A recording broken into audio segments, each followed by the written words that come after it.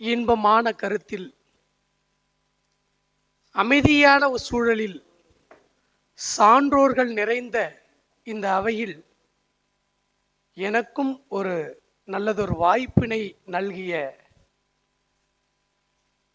அத்தனை பேருக்கும் முதற்கண் வணக்கத்தினையும் நன்றியையும் தெரிவித்துக் கொள்கிறேன்.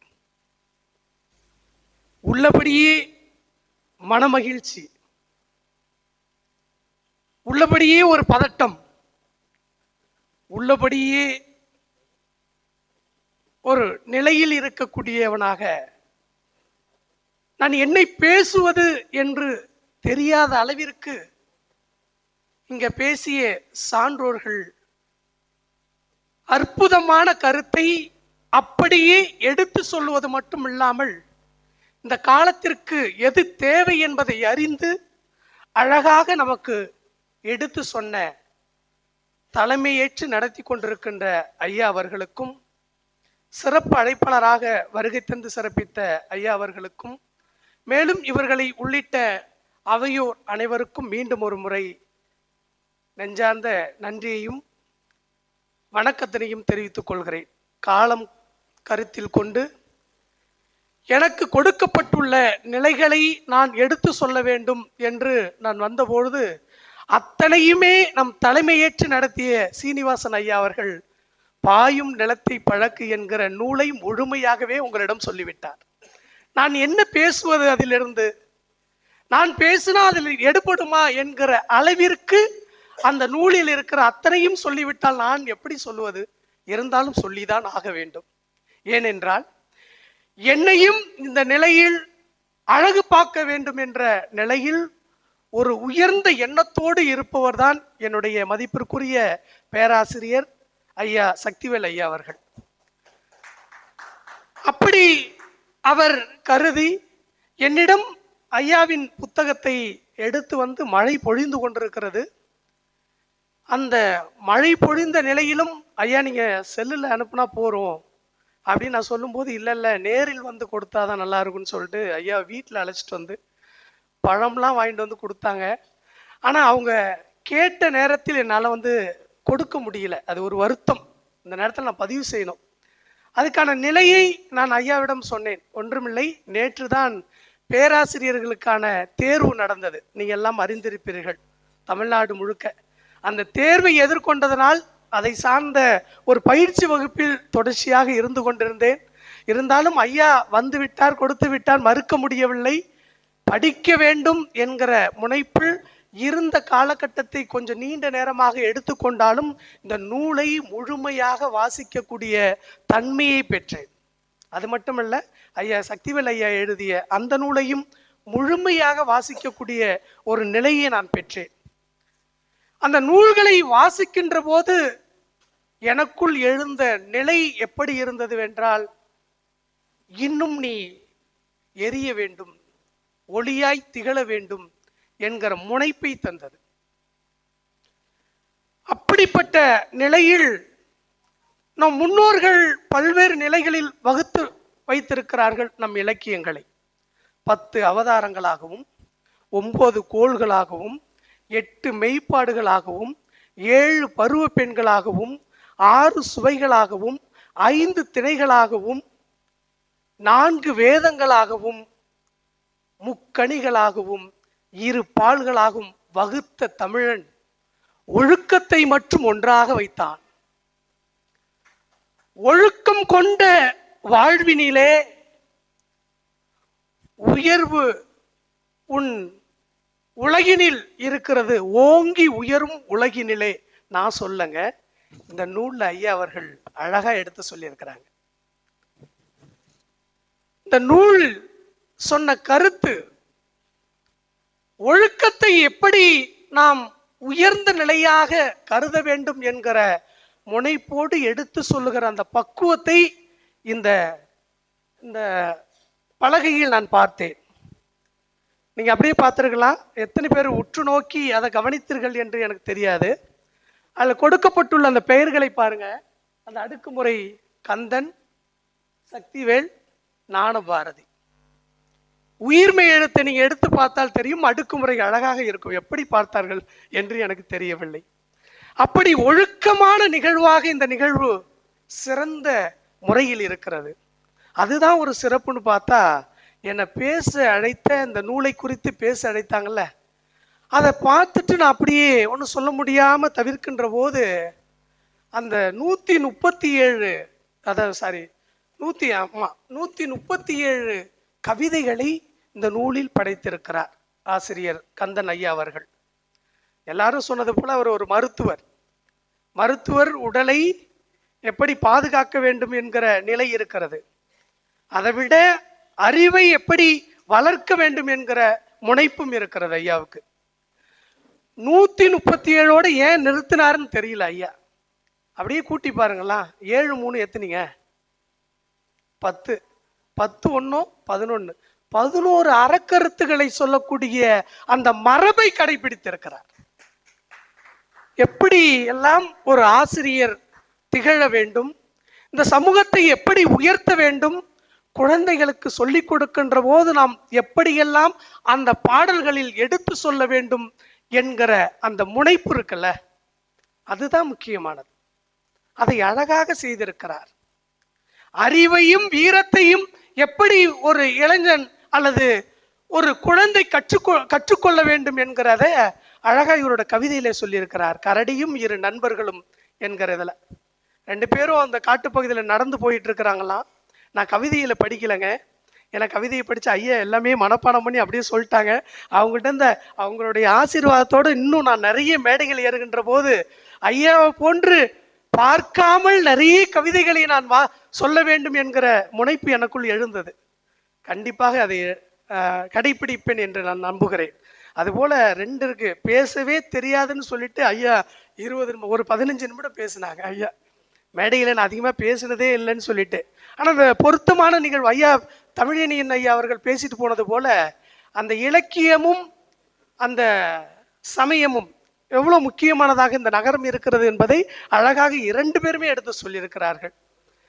அந்த நிலையை நாம் ஒப்பிடுகின்ற போது அறிவையும் வீரத்தையும் எப்படி ஒரு குழந்தை கற்றுக்கொள்ள வேண்டும் என்பதை அழகாக சொல்லியிருக்கிறார். அந்த காட்டுப்பகுதியில் அந்த குழந்தை நடந்து கொண்டு போகின்ற போது கரடி வந்து விடுதான்.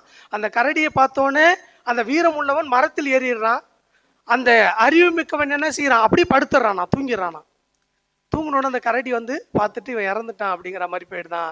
அந்த இடத்தில் அவர்கள் 2 பேரும் எப்படி தப்பித்தார்கள், எப்படி அதை பாதுகாத்து கொண்டார்கள் என்றால் வீரமும் அறிவும் முக்கியமானது என்பதை அழகாக சொல்லியிருக்கிறார்.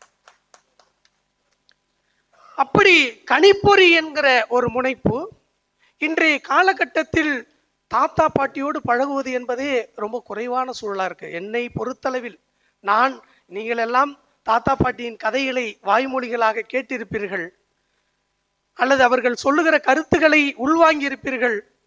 நாங்கள் எல்லாம் அந்த வாய்ப்புகள் கிடைக்கப் பெறவில்லை என்கிற வருத்தம் இருக்கிறது.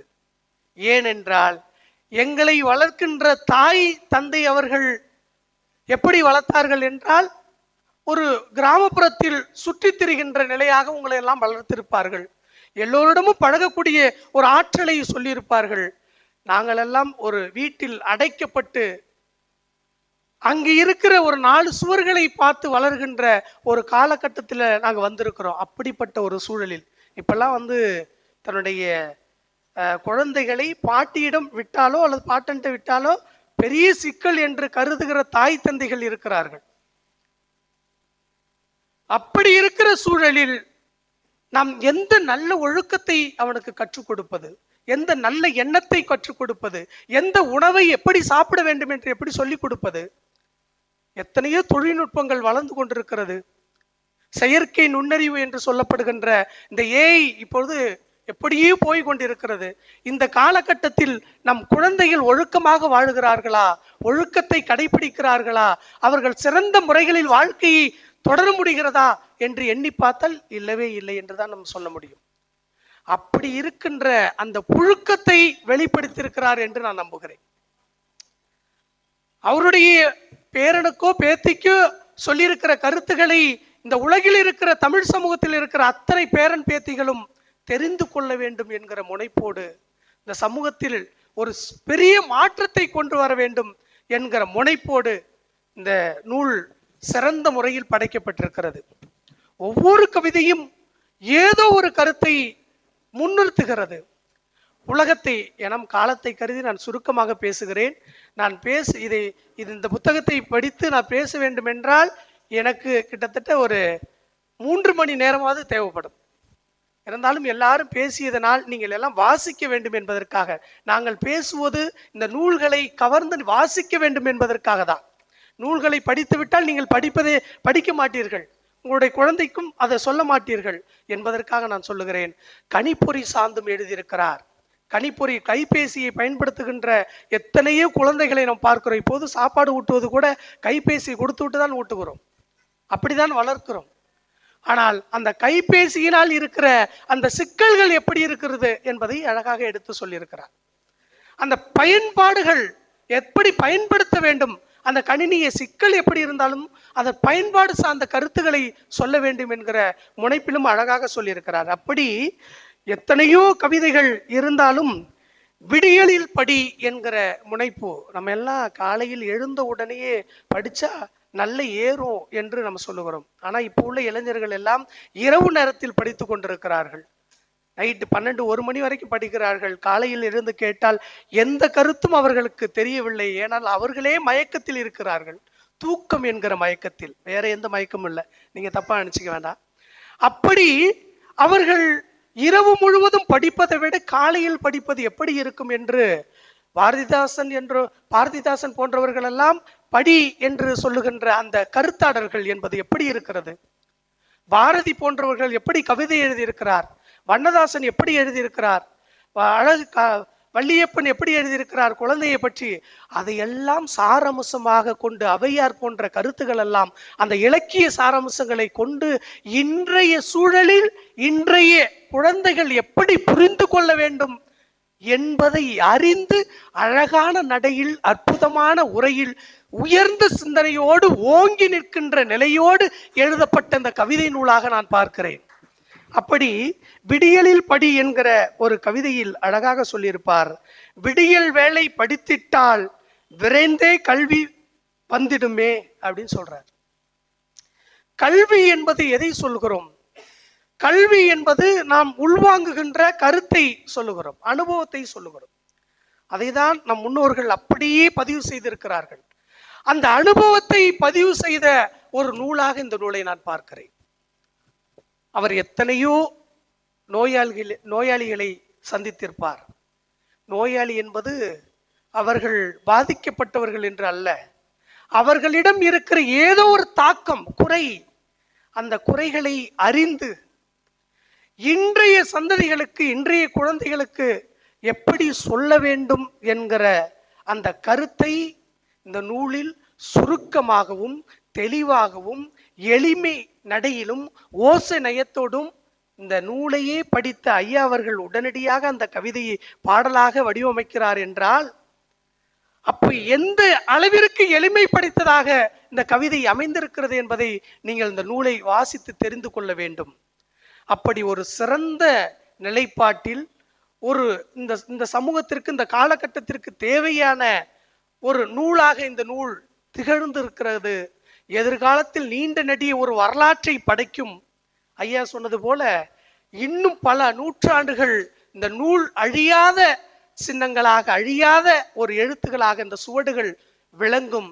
இன்னும் பல மாணவர்களை தூண்டி நல்வழிப்படுத்துகின்ற, நல்ல சிந்தனையை ஊட்டக்கூடிய, சிந்தனை அறிவை வளர்க்கின்ற, சிந்தனையின் மூலமாக உலகத்தை ஆளக்கூடிய ஆற்றலை படைக்கின்ற மனிதர்களை உருவாக்கும் என்பதை சொல்லி ஒரு சிறந்த படைப்பை எழுதியிருக்கிற ஐயா அவர்களுக்கு வாழ்த்த வயதில்லை என்றாலும் நெஞ்சம் நிறைந்த வாழ்த்துக்களை தெரிவித்து கொண்டு ஒரு நல்லதோர் வாய்ப்பினை நல்கிய அத்தனை உள்ளங்களுக்கும், என்னை இந்த நிலையில் உருவாக்கிய அத்தனை சான்றோர்களுக்கும் நெஞ்சார்ந்த நன்றியை தெரிவித்து கொண்டு இடம் சாருகிறேன். நன்றி, வணக்கம். இருந்தாலும் நான் குறைந்த நேரம் பேசியதற்கு காரணம் இன்னும் வாழ்த்துறையில் பட்டியல் இருக்கிறது, அதற்காக சொல்லுகிறேன். ஐயா அவர்களின் நூல்களையும் நான் வாசிக்கின்ற போது ஐயா மரபு சார்ந்த நூல்கள், அந்த அந்த அந்த நிகழ்வில் அமெரிக்க முத்தமிழ் பல்கலைக்கழகம் சார்பில் நான் கலந்து கொண்ட போது ஐயாவின் உரையை நான் கேட்கவில்லை. நான் கொஞ்சம் நேரம் தாழ்த்தி வந்தேன். உடனடியாக அங்கே போனேன். ஆனால் இன்னைக்கு முழுமையாக ஐயாவோட உரையை நான் கேட்டேன். அவருடைய உரையை கேட்டுக்கொண்டே இருக்க வேண்டும் என்கிற ஒரு ஆர்வத்தை எனக்கு எழுந்தது. அது மட்டுமில்லாமல் இந்த நூல் குறித்து அவர் பேசிய அந்த சிறப்பும், நான் அதிகமாக இதில் பேசவில்லை, நீங்கள் எல்லோரும் இந்த நூலை வாசித்து உங்கள் குழந்தைகளுக்கு எடுத்து சொல்ல வேண்டும் என்று சொல்லி மீண்டும் ஒரு முறை நெஞ்சார்ந்த நன்றியை தெரிவித்துக் கொண்டு இடம் சாருகிறேன். நன்றி, வணக்கம்.